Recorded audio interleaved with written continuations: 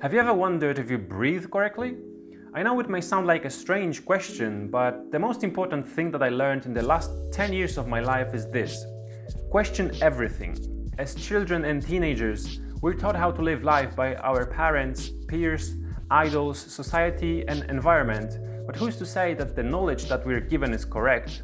Who's to say that these people know how to live life properly themselves? When I began thinking for myself in my early teens, I started to question the ideas that were implanted in my head as truths. I think it started with the more complex concepts such as religion, relationships, or dealing with emotions. These concepts are easier to find cracks in. Seeing how flawed and rudimentary was my knowledge on these topics, I began to question my idea of the most basic concepts of living. Am I eating properly? How about sleeping, sitting, walking, running, thinking? What about personal hygiene or even breathing?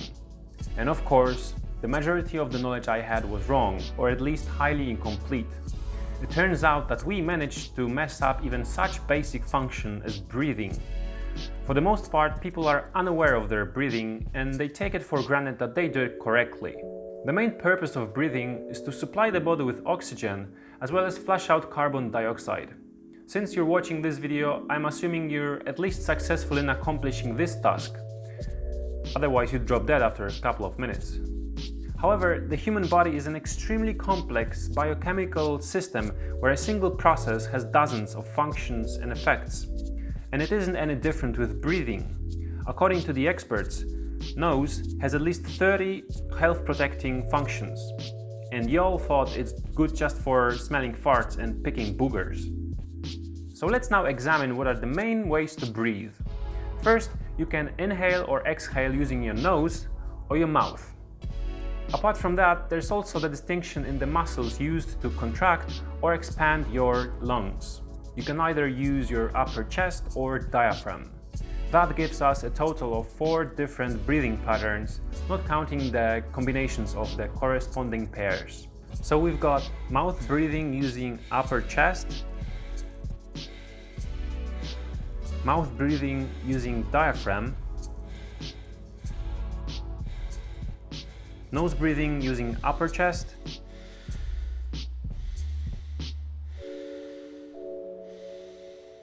and nose breathing using diaphragm.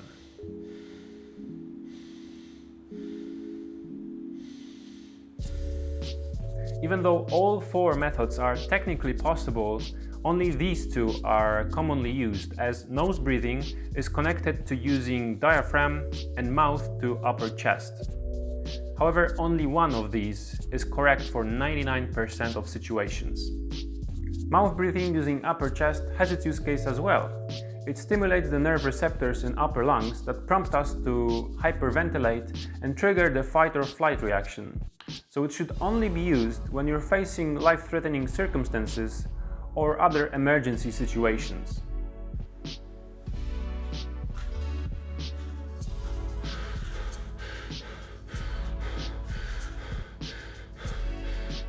Apart from these rare cases, you should never use your mouth to breathe.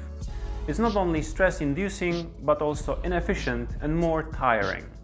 Let's now take a closer look at the reasons why you should almost exclusively use your nose and diaphragm to supply your body with the sweet, sweet oxygen. Your nose filters, humidifies, and warms up or cools down the air you breathe, preparing it before it enters the lungs. The nose hair trap larger particles, and the smaller ones are caught by the mucous membrane further down the canal.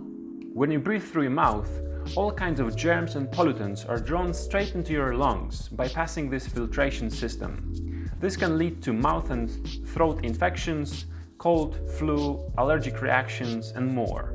Nose breathing imposes approximately 50% more resistance to the airstream as compared to mouth breathing. This means that each breath taken through the nose is much slower and lasts over twice as long. You can see for yourself how much quicker you can inhale and exhale full lungs of air with your mouth compared to the nose.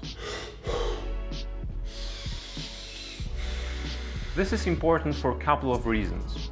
When you want to take a breath, your lungs are being expanded. This creates back pressure, which sucks the air in. If the airstream is restricted by the small nostrils, this back pressure gets bigger and your lungs are being stretched more. This is crucial to maintain the normal elasticity of the lungs, thus assuring optimal conditions for providing oxygen and good heart function. The next consequence of nose breathing was the biggest game changer for me. When we are running or working out, our muscles and organs need more oxygen than normally. We take bigger breaths through the mouth, thinking that it's going to increase the amount of oxygen transported into the tissues.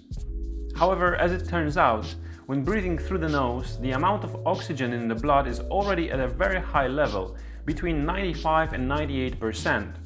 So taking bigger breaths doesn't result in better oxygenation, because it's like pouring water into the glass that's already full.